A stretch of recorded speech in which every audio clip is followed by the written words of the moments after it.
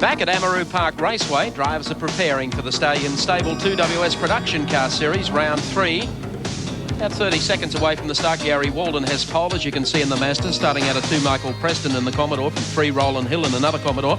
From 4 is Peter Fitzgerald in the Mazda. From 5, Bradley Jones in the Stallion. Out of position number 6 is, of course, Jim Zarefos in a Commodore. Terry Ryan starts out of 7. From position 8 is John Mott's Commodore. From 9, Dave Morton in a Commodore. And rounding out the 10, Chris Stott in a Commodore.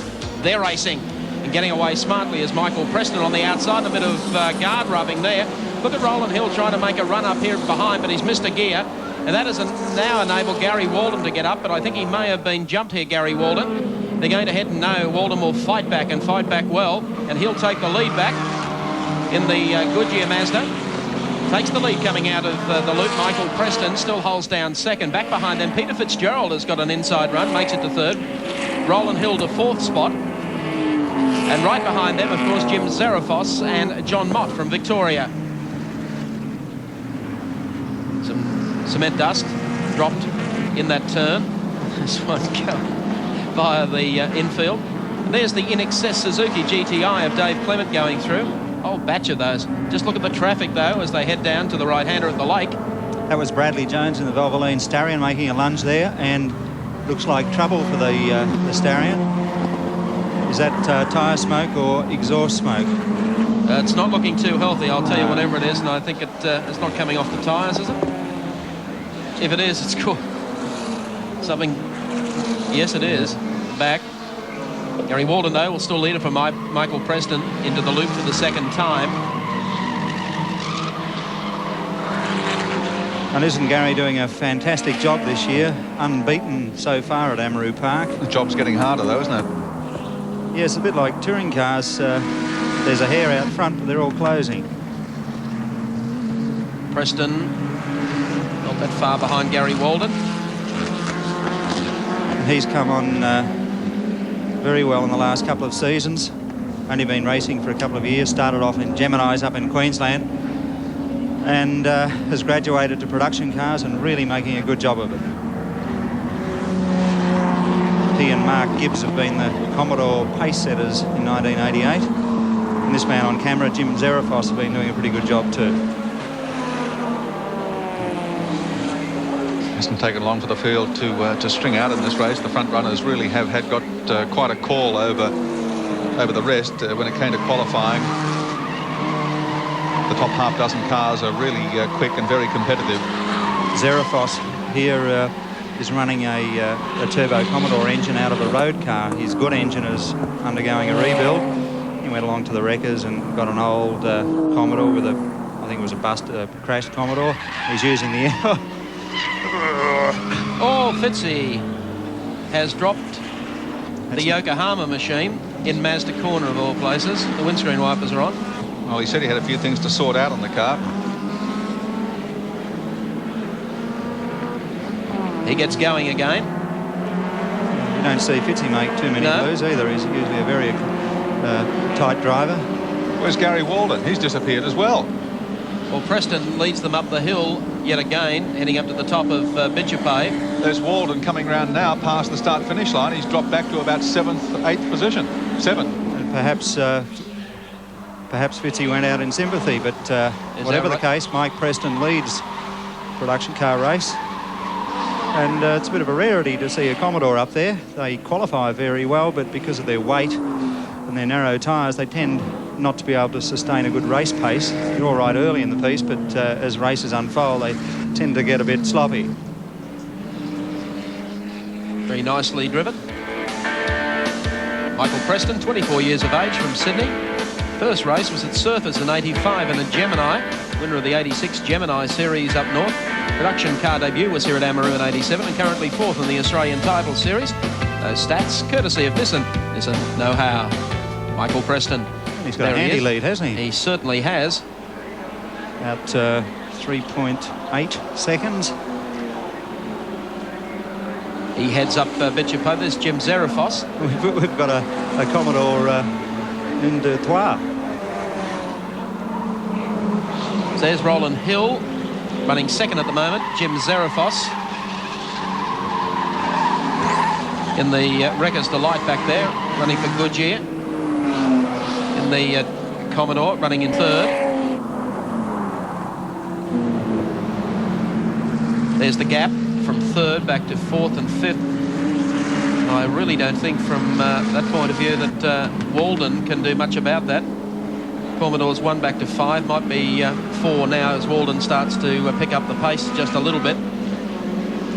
Whatever the incident was that Walden was involved in has quite put a different complexion over the race. Fifth spot being held down by Dave Morton, came off 9th position on the grid, so he benefited greatly from whatever it was that involved firstly Fitzgerald and then Walden. There's Gary Walden going through now, the man that's been so dominant in production car racing through 88, leading the field 1 minute, and then in the blink of an eye, in fact, while we were capturing the dramas that involved Peter Fitzgerald, we noticed that he's had a drama of his own. Yeah. And I'd say Gary didn't back into the guys behind him, so we can assume that he got a bit of a touch-up from somebody. No names, no pack drill. Gary Walden now running 6th, and Peter Fitzgerald is back to 12th. Gary was under a bit of a cloud at the last meeting. I think he won the race, but the scrutineers took exception to his exhaust system. But we heard just a couple of days ago that all charges, if they were charges, have been dropped, and he's running as a clean skin, which is good news because he has put together a top act this year. Yeah, but did you hear that when he turned up here on Friday, they laid another charge on him? And had the hearing all over again yesterday, and it decided again that he's clean. I wish they'd leave him alone. Sounds like they're better charges than the Sydney Football Stadium. There's the Mazda heading up the hill. Coming up at the moment in the Fender Signs entry, Alan Fender, and through goes Gary Walden. He's got it to do though. He's 8 seconds in arrears of Michael Preston, the race leader. I don't think they're going to catch Mike Preston. He has a big break over Roland Hill. Is that the muffler dragging there? It could be. It's flapping in the breeze, whatever it is. We shouldn't alert it to the stewards. They might black flag him, and he's had enough dramas this week. Yeah, he'd be accused of deliberately running it that way and backing into the competitors. Gary's using all of the track. He's really giving it his all in pursuit of the Commodores up front. That's the way you have to drive these cars. They don't handle or stop or do anything as well as a touring car. Yes, it's 11/10ths for Gary Walden now in the Goodyear Eagles Mazda. Well, it's paying some kind of dividend. He's got up to 4th position again, but still a fair way adrift of the race leader Michael Preston at this stage. Deserves every success that he gets because he's a real trier, winner of the Bathurst support race last year, leads the production car series, the Australian title this year, leads the series here at Amaroo, and of course has raced here with great distinction for the past 4 or 5 seasons now. And he's a good bloke. And he's a good bloke. And he's on the 7th lap out of 15 in this race.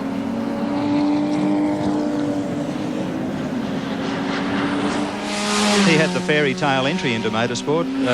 He won a TR7, Triumph TR7 race car at the Village Grand Prix. We've probably told this story a few times in the past, but we'll tell it again. He won. He was the quickest around those little dinky Village Grand Prix circuits. Won a Triumph TR7, went motor racing and hasn't looked back. He's been pretty successful for the last, as Gary said, I think, the last 4 or 5 years. There's our race leader, Mike Preston. He comes down the hill into the left-hander at Honda Corner. We'll be able to give you the split from Mike back to 4th place Gary Walden. There's the gap 1st to 2nd, as you can see. You'll be able to pick them up in just a moment or so as Mike Preston scarpers along the short chute. 6.4 from Preston to Walden, so he is closing, but he's got a lot of track ahead of him, hasn't he? I think he could get close. I think he can do it. Oh, we'll get damn close. Looking at about a second a lap. Dropping down into Dunlop Loop again. Mike Preston goes through. Next one in is Roland Hill. Ooh. Roland likes a bit of slip and slide. I think he does a good job on a Commodore. Good, young, aggressive driver, Jim Zarafos. You might be right. I think Gary can sight them now. They're starting to concertina, aren't they? Getting rather tantalising the side of Preston's car. So it'll be a good win if he can pull it off. Yeah, he's closed about almost a second that last lap, so... It's getting past the two cars immediately in front of him, and the time that takes that's going to count in the long term here. They're not going to say after you, are they? I rather doubt it, but I think he should be on their tail, given another half lap across the line with 5 remaining. Yeah, he might get through the loops his best chance, because the Commodores look pretty ordinary through there. They look like a bit of a shopping trolley. So though he was closing that time up the hill, Holdens were able to really hold their position. So his best shot, I guess, is at the end of the straight near the lake corner. Here he is closing up now, right behind Jim Zarafos. Because the Mazda will stop better than the much heavier Commodores. There's that muffler. You sure want that to come off and float up into the windscreen of the car behind. So, one more lap completed, coming up with 4 to go. Mike Preston still leads, Roland Hill in second, Jim Zarafos third, and galloping Gary Walden in 4th as they go across the line. He's in touch now. This lap is his big opportunity to make a move on Zarafos. Amazing just how quick those Commodores are up Bitchapave Hill though. Roland disappearing a little left, a little right. Cars are about only a second off their qualifying time, so whilst the tyres are going away a bit, they haven't dropped too much. They're still getting stuck into it. There wasn't any room there, but he's thinking about it. Gee, that's a good move.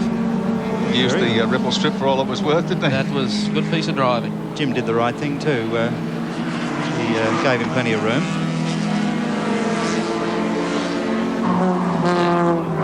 There's Roland Hill, the next driver, on the agenda for Gary Walden.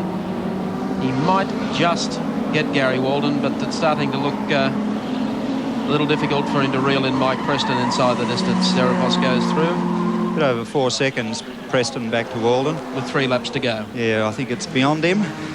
This will be a double celebration for Preston this week, if he can chalk one up here at Amaroo. Unofficial reports around the pits that Preston will join the Mitsubishi team as a 3rd driver, perhaps for the long distance races. So that's a great break for a talented young driver. And some good things coming up for Mitsubishi next year. So he's probably jumped aboard at the right time.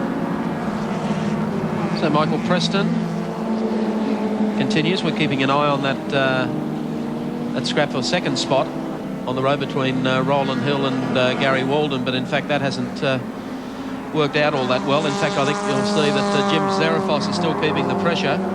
There's Roland Hill coming into view. Then you can see Gary Walden. So Walden hasn't been able to run away from Jim Zarafos. So with only a couple of laps still to run. We saw a blue flag back there. I think Gary's tyres have put out the white flag. He's dropped off a little, in fact, to Preston, so the chase was probably just a little bit too tough on him. The tyres have given up the ghost. Just about lap and a half remaining, and Roland Hill, after inheriting the lead, although he certainly was pushing Walden hard at the time in the early stages, hasn't looked back since then. Gone on to open up a commanding break, protected it pretty well. Ooh. And despite, he dropped the back wheel off the edge there. Probably trying to get rid of the muffler. So was Jim Zarafos. There's Mike Preston, our race leader.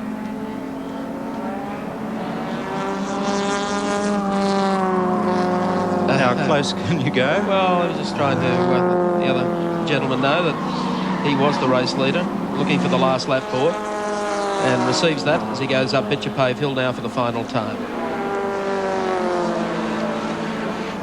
Well, it's good to see maybe a change of mark get up in the production car ranks. It's been a bit of a Mazda benefit this year, and whilst the two Mazda runners suffered a little ill fortune, we think. A win's a win in any language. There's nothing wrong with that. The Commodores getting a second chance, as you said. Hasn't been the best season for them against the Mazdas. The little Susie's had a bit of a bingle there too, a big bingle in the left side. When you have altercation we missed. When you have a bingle with a Suzuki, you have a big bingle with a little car. 27. Coming along the straight now for the final time. Checkered flag at the ready as Mike Preston just drops down there on the inside. Across the line, he'll take the Stallion Stables 2WS event this afternoon. Gary Walden will pick up third, and splitting them, of course, Roland Hill. So a good run for the Commodores, a 1-2 result. Great driving to Mike Preston. He deserved to taste victory here this afternoon. Things were going pretty well for Gary Walden. However, at the same time, when Gary went out, Mike was there all the way. Preston wins, Roland Hill picks up second, Gary Walden third, Jim Zarafos fourth, Terry Reiners fifth, and we will be back in a moment.